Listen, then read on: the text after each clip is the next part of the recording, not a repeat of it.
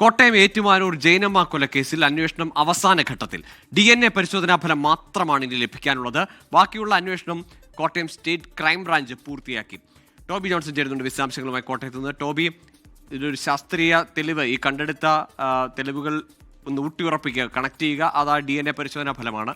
അതിനപ്പുറത്തേക്ക് ഈ സെബാസ്റ്റ്യനെതിരെ മൊഴിയിൽ അല്ലെങ്കിൽ മറ്റു തെളിവുകൾ ശക്തമായി ഉണ്ട് എന്ന ആത്മവിശ്വാസത്തിലാണോ അന്വേഷണ സംഘം?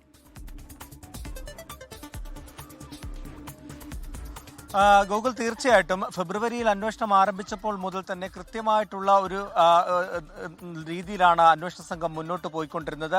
കൃത്യമായ തെളിവുകൾ ശേഖരിച്ച്, ശാസ്ത്രീയ തെളിവുകൾ ശേഖരിച്ച് മുന്നോട്ട് പോവുകയായിരുന്നു. അതിൽ ഏറ്റവും പ്രധാനപ്പെട്ടത് ഫോൺ കേന്ദ്രീകരിച്ചുള്ള അന്വേഷണം തന്നെയാണ്.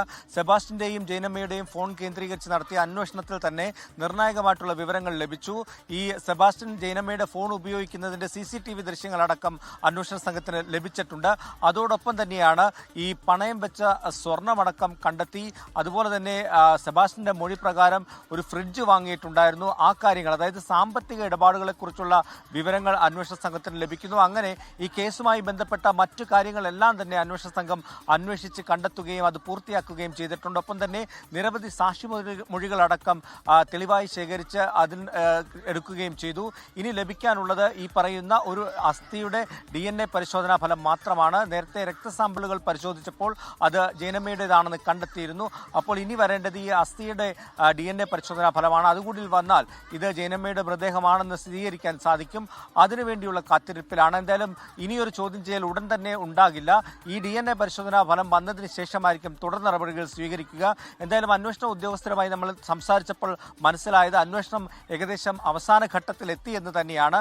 അതുകൊണ്ട് തന്നെ DNA പരിശോധനാ ഫലം വന്നാൽ ഉടൻ തന്നെ തുടർ നടപടികൾ പൂർത്തിയാക്കി ഈ കേസന്വേഷണത്തിന്റെ ഒരു അന്തിമഘട്ടത്തിലേക്ക് അന്വേഷണ സംഘം കടക്കുമെന്നാണ് അറിയാൻ കഴിയുന്നത്.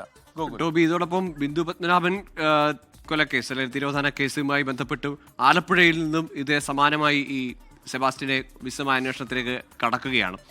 ഒപ്പം ബ്രേക്ക് ചെയ്യാൻ വലിയ പാടുപെട്ട ഒരു കുറ്റവാളി എന്നതായിരുന്നു അന്വേഷണ സംഘം ആ ഘട്ടത്തിൽ പറഞ്ഞത്. ശ്രമകരമായ ഒരു അന്വേഷണത്തിനൊടുവിലാണ് ഇത്തരം തെളിവുകൾ ശേഖരിക്കുന്നത് ഈ അന്വേഷണ സംഘം, അല്ലേ?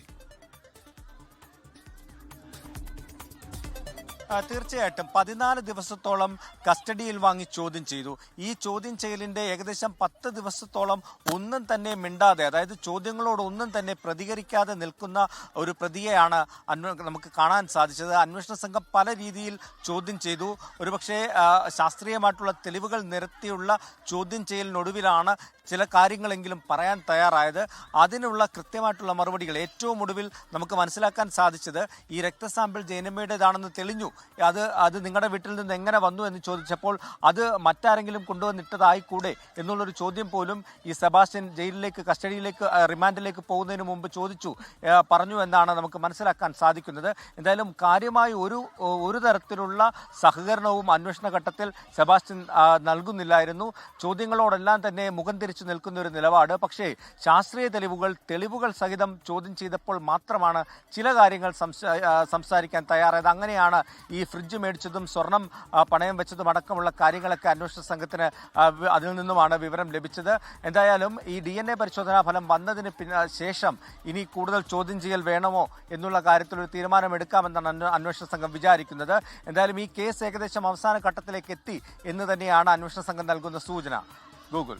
തീർച്ചയായും ടോബി ജോൺസണാണ് വിശദാംശങ്ങൾ നൽകിയത്. നീണ്ട ഒരു അന്വേഷണമായിരുന്നു, ഒരുപാട് ദിവസങ്ങൾ നീണ്ട ചോദ്യം ചെയ്യൽ, അതിനൊപ്പം വീട്ടും പരിസരവും മണിക്കൂറുകൾ നീണ്ട തെരച്ചിൽ, പരിശോധനയ്ക്കൊക്കെ ഒടുവിലാണ് വിവരങ്ങൾ, ശാസ്ത്രീയമായ തെളിവുകളിലേക്ക് അന്വേഷണ സംഘത്തിന് എത്താനായത്. കാരണം സെബാസ്റ്റ്യന്റെ പ്രായം, ആരോഗ്യാവസ്ഥയൊക്കെ പരിഗണിച്ച് അങ്ങനെ ഒരു ഇൻറ്റൻസീവായ ഒരു ക്വസ്റ്റ്യനിലേക്കൊന്നും പോകാൻ പറ്റാത്തൊരു നിലയായിരുന്നു. പക്ഷേ അവിടെ പോലും അയാൾ ഒരു തരത്തിലുള്ള പ്രതികരണം ഇല്ലാതെ നിന്നപ്പോൾ ശാസ്ത്രീയ തെളിവുകൾ നിരത്തിയാണ് അന്വേഷണ സംഘം ഒടുവിൽ ഈ കേസ് കുറ്റപത്രം നൽകുന്ന നിലയിലേക്ക്, അത് ബ്രേക്ക് ചെയ്യുന്ന നിലയിലേക്ക് പോകുന്നത്. ലോകത്തെവിടെയായാലും ഏത് സമയത്തും 24 വാർത്തകളും ഓഗ്മെന്റഡ് റിയാലിറ്റി പാക്കേജുകളും എക്സ്പ്ലെയിനറുകളും വിശദമായി കാണാൻ ഞങ്ങളുടെ YouTube ചാനൽ നിങ്ങൾക്ക് സബ്സ്ക്രൈബ് ചെയ്യാം.